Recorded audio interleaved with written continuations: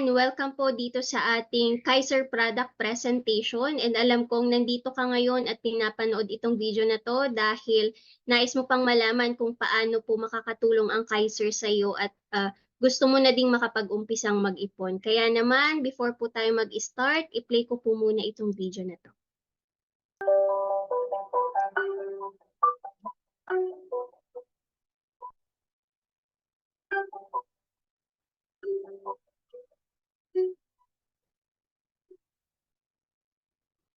Nagustuhan ko yung Kaiser kasi talagang ang tagal ko nang naghahanap, no? Ang daming healthcares na ibinida sa akin at sa pamilya ko.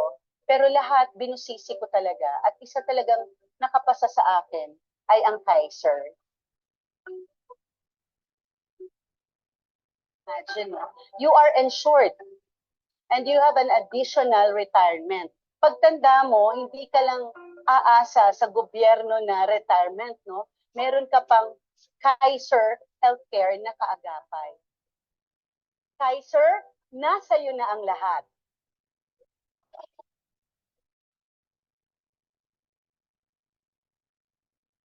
So actually po, si Miss Carla Estrada at si Daniel Padilla po yung ating ambassador when it comes to our Kaiser.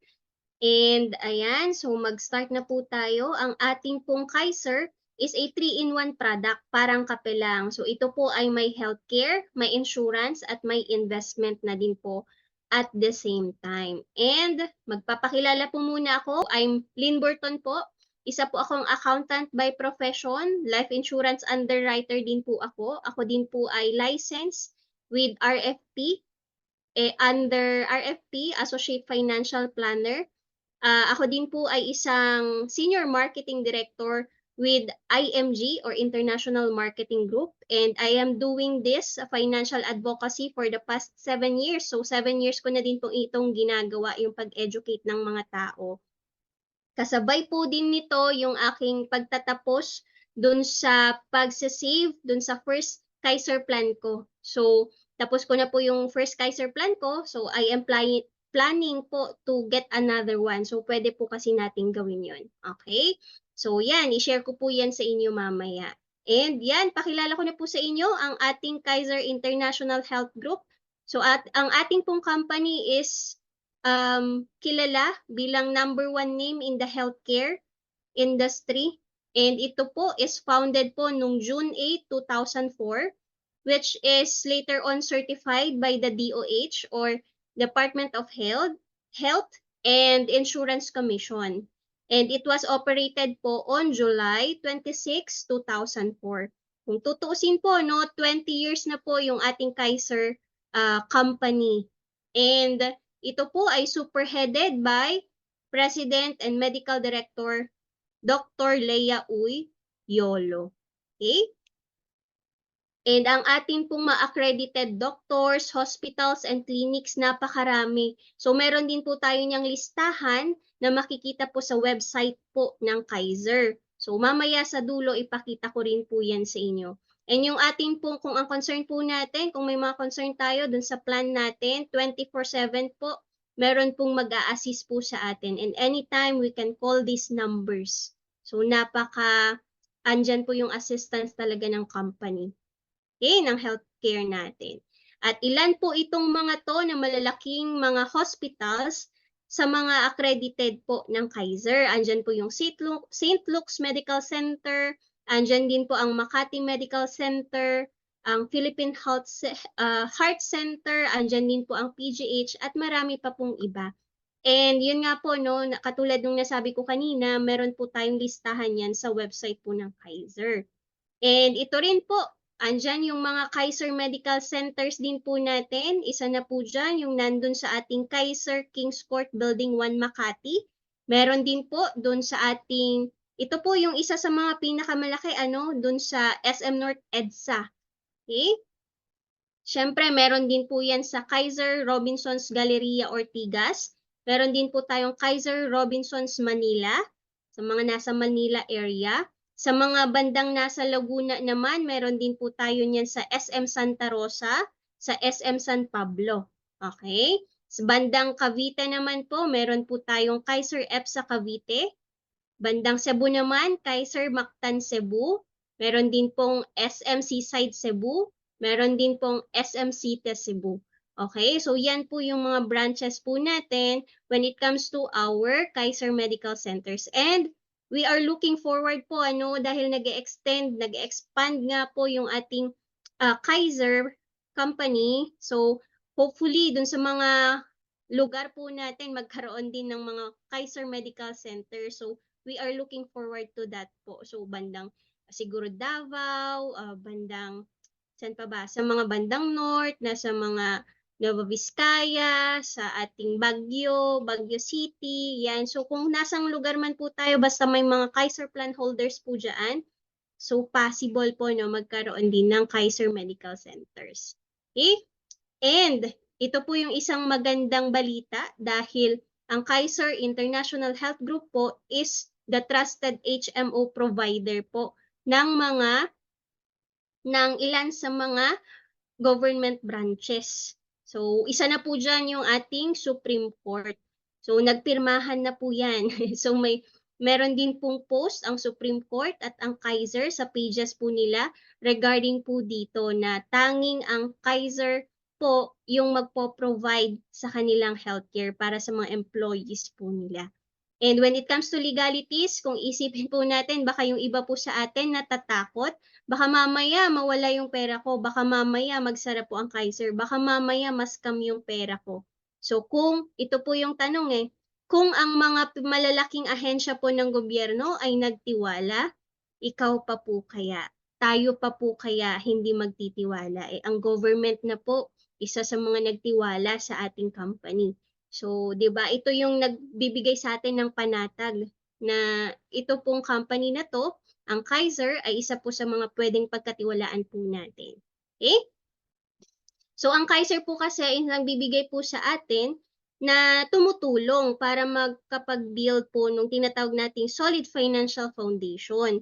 Wherein, 'di ba, kung titignan po natin, pag nagbi-build po tayo ng ating finances, dapat meron kang healthcare, may insurance, kung may utang, tanggalin yan. Kung may kailangan magkaroon ng emergency funds and then magkaroon po ng investment. Ang ating Kaiser po is a 3-in-1 product.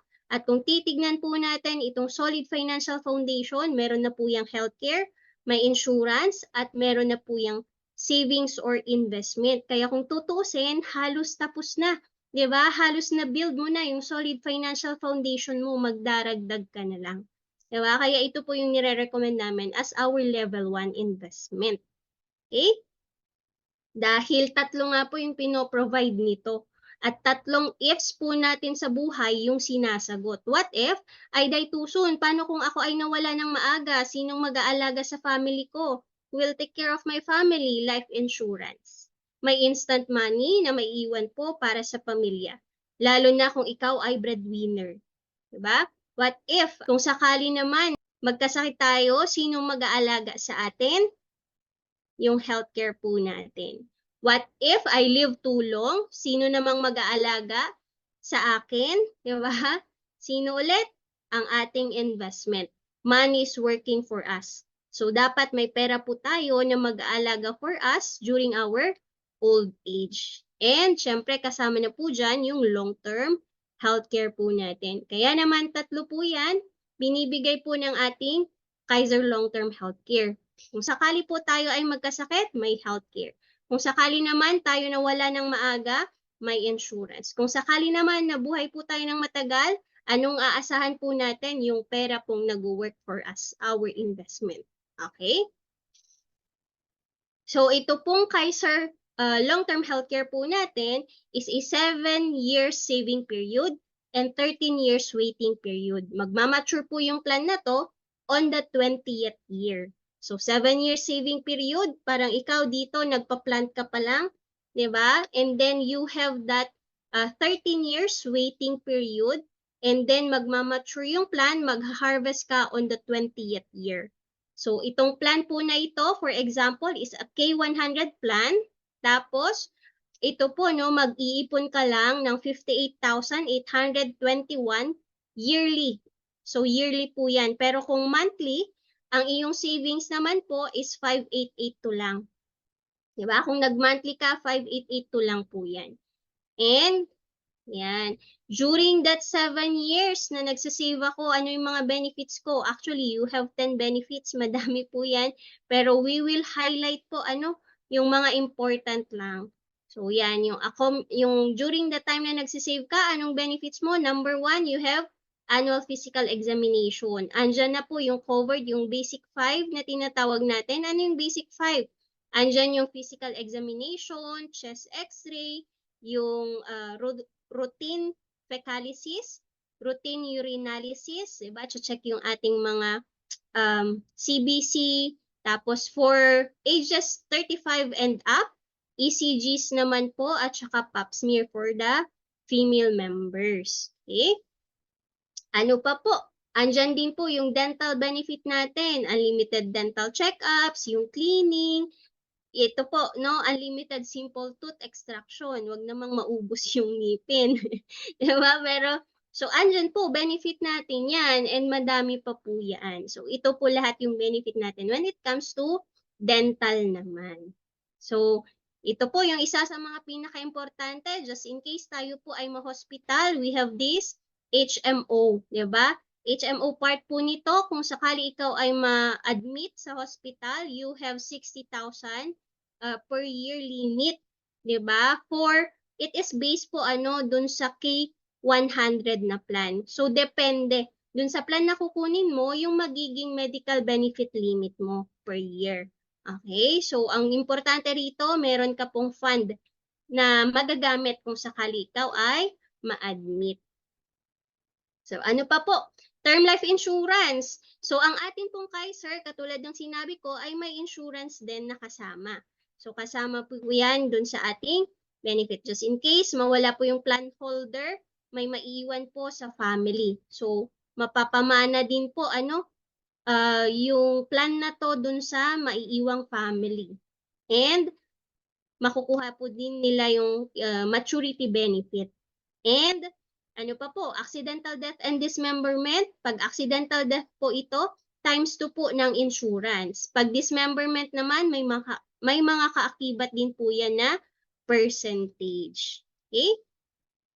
Meron din po tayong tinatawag na waiver of membership fees due to death. Paano naman po ito? So, for example po, 3 years ka pa lang pong nagsisave, biglang nawala si plan holder, diba may 4 na taon ka pa sanang babayaran, diba? Kung nawala po ng maaga si plan holder, yung 4 years po na yon, hindi niya nababayaran. Mako-consider na po iyong paid. Mako-consider na po yung plan niya as fully paid. At ang maganda pa po rito, makukuha yung insurance ng family, makukuha po ng family yung insurance, matatransfer din po ulit yung plan na to sa mga beneficiaries. Antayin na lang po ng beneficiaries, mag-mature yung plan, sila din po yung magbe-benefit. Diba? Napakaganda ng plan na to dahil kaya nga po natin siya sinasabing ipon na walang tapon kasi just in case anything happens sa atin, magkasakit, may pampahospital. Just in case, pag tayo naman po ay nawala ng maaga, may maiwan po sa family. Kung sakali naman tayo ng buhay ng matagal, tayo po yung magbe-benefit ng plan. Diba? So, anything happens, secured po tayo. And ano pa po? Waiver of membership fees due to total and permanent disability. Ganon din po yun. Okay? So, ito naman po, yung mga na-award.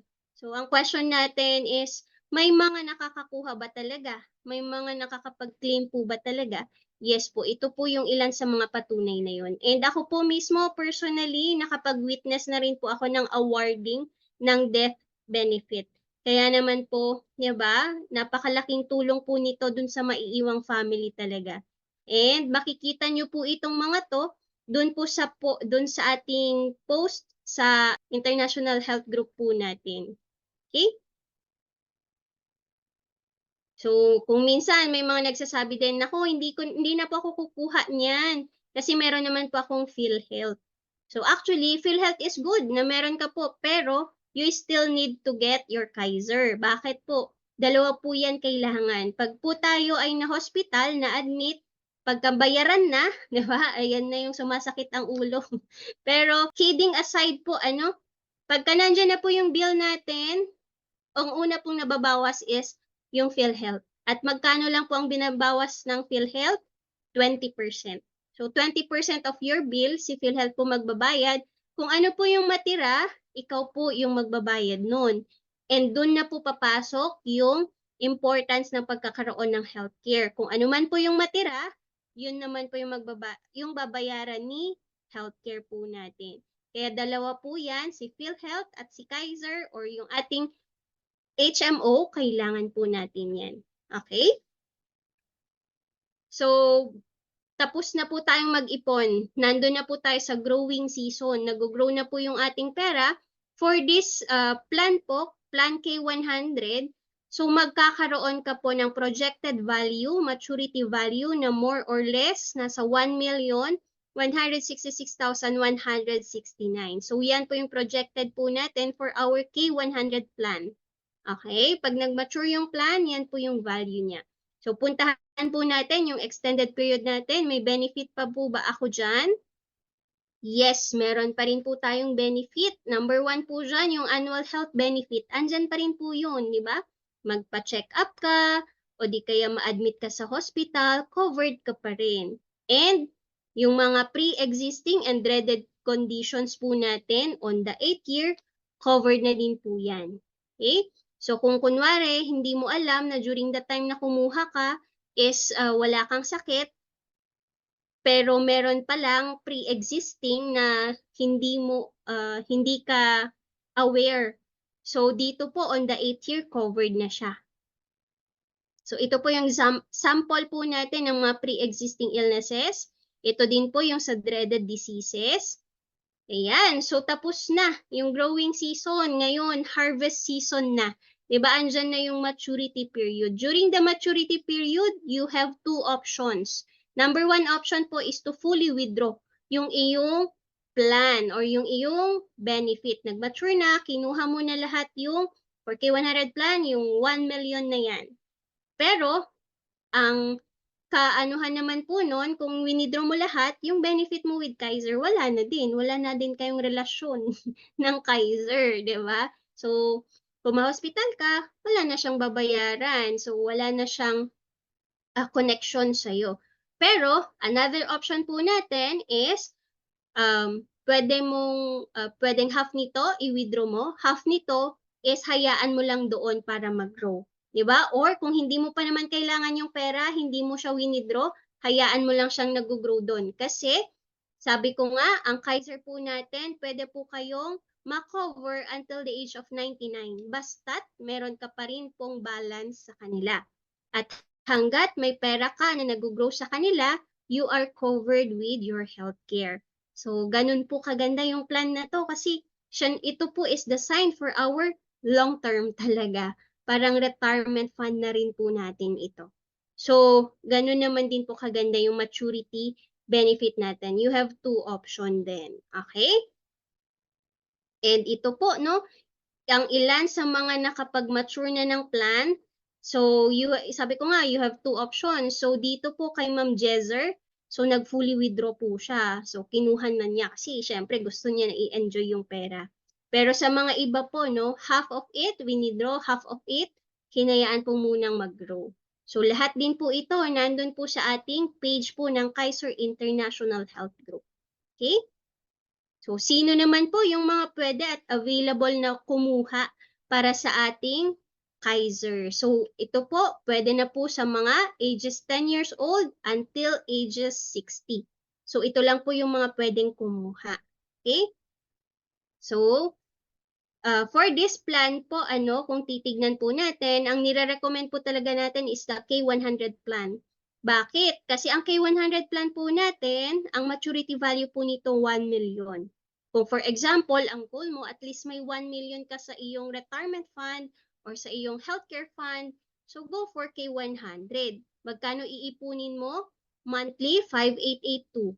Ang annual po nito, actually isang tip, no? Kung kukuha po kayo ng plan, go for annual. Bakit annual? Kasi ito po, discounted siya ng 2 buwan. Diba? Maganda po ito kasi discounted ka na ng 2 months. At the same time, minsanan, isang bagsakan na po yung payment mo. Parang less hassle na siya. Kasi isang bagsakan mo nang babayaran annually. Di ba? And meron din po tayong tinatawag na spot cash. Kung ngayon meron ka ng ipon, hindi mo alam kung saan mo siya pwedeng ilagay at nakita mo maganda pala ang Kaiser Long-Term Healthcare natin, pwede mo po dito spot cash, isang bagsakan. Diba? Tapos aantayin mo na lang maturity period. Okay? And yun nga po, for ages 10 to 40 years old, ang minimum plan po na pwede sa kanila is K45. For ages 41 to 50 years old, minimum plan po dito is K60. And for ages 51 to 60 years old, minimum plan po is K75. Okay? So, para sa mga may anak, so I really recommend na kuhanan nyo na po yung inyong mga anak ngayon. Parang pamanan nyo na rin po ito. Kasi, yun nga, after 20 years, magmamature yung plan, yan na po yung maiiwan nyo for them. At the same time, dahil bata pa po sila nung kinuhanan, healthy pa yan sila, may time pa po para mag-grow yung kanilang pera. Okay? So, yun po yung maganda. Okay? Yan, kung ready ka na ngayon na mag-start para sa iyong Kaiser Healthcare, so message mo kaagad ako after nito, after mong mapanood itong video na to. Ito lang naman yung kailangan nating details para po makapag-create ng proposal. Your name, first name, middle name, last name, birthday, yung iyong email address, yun lang po yung kailangan natin. And then, you can proceed to the fill up po ng form. So, for example po, na sample proposal natin is K100 plan. Then, nandyan din po yung monthly, quarterly, semi-annual, annual payment, or spot cash. So, kung magbabayad po pala kayo, pwede po yan through bank transfer, GCash, meron din po tayong remittance, pwede rin po yan ng Palawan. Diba? So, yan naman po yung mga options natin kung tayo po ay magbabayad na. And yan nga po, once na ma-proceed yung ating proposal, so you will receive an email para po i-complete yung mga details sa ating form. And once na-complete po yan, once nakapagbayad na rin po kayo, at once na-approve na po yung inyong policy, magkakaroon po kayo ng tinatawag po nating portal. And lahat po ng details ng about sa inyong plan, makikita po rito. Kung kailan ka po next na magbabayad, yung iyong payment history, yung iyong mga benefit card, yung policy po ninyo, andito rin. So lahat po ng details ng inyong plan, andito na po sa portal. Okay, so paperless na po tayo. And kung gusto mo pong makita yung mga accredited hospitals, clinics, and dentists, andito rin po yan. So lahat nasa portal na po. Kaya naman, welcome and thank you for choosing Kaiser. So alam kong ready ka na at excited ka na ding mag-start. Before tayo mag-end, gusto ko lang munang i-share sa inyo yung ilan sa mga testimonies, yung mga nag-mature ang plan at saka mga death claim, So, panoorin muna natin to.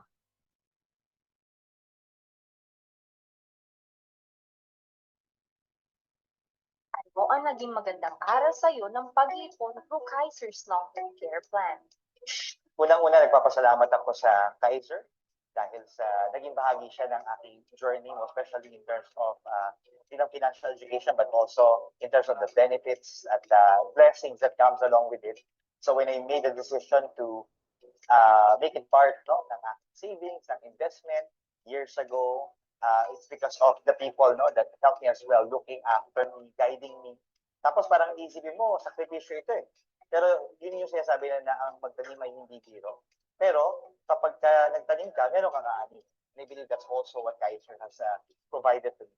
Very grateful because that also includes hindi lang yung mga innovations na ginagawa nila, but nandun yung assistance nila. That's something that I've experienced na kapag nangailangan ka ng tulong, kapag meron kang questions, they're just there for you. So I feel like we just need to look for institutions like this na talagang mapagkakatiwalaan mo. And for me, yung aking itinanim dati, meron ng harvest. And this is also my encouragement to people out there who are looking into checking Kaiser, just get information, no, be educated, and definitely hindi niyo po pagsisisihan. You save, you invest, and again, this is something that is good for you and your family and your future. Maraming salamat, Kaiser.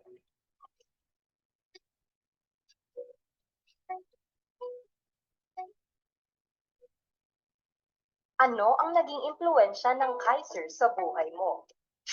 Napakalaking bagay pala yung tinatagong pera na nag-work siya in the long run kasi mapapakinabangan siya. Kagaya ngayon, pwede ko siyang i-invest ulit sa lagay ng property. So itong nakuha ko, ibibigay ko siya. Sa mga bagong graduate, ng bagong trabaho, pwede silang kumuha para 20 years from now, meron silang malaki makukuha. Na pwede nilang pagsimulahan sa business o kaya pambili ng lupa. Maraming salamat sa Kaiser. Sana po mas maaga kung nakilala ang Kaiser.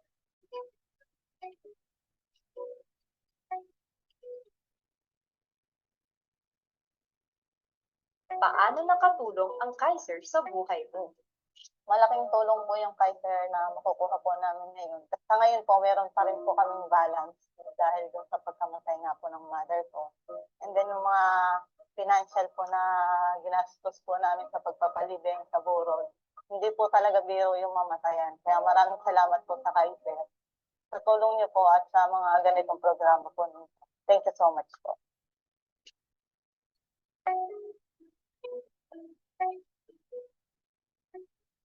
So sila po yung mga ilan sa mga patotoo na nakapag-claim when it comes to death benefit. So kung ang nangyari ay nawala ng maaga yung plan holder, may maiiwan po sa pamilya, sa mga beneficiaries. Kung sakali naman po tayo po nabuhay ng matagal, tayo naman po yung magbe-benefit nito. Okay? So tayong magha-harvest dun sa mga inipon po natin. Kaya naman, I am really excited po na i-assist ka para makapag-start ka na din para sa iyong Kaiser. So just message me after this video and pag-usapan po natin ito. So welcome po sa ating Kaiser family.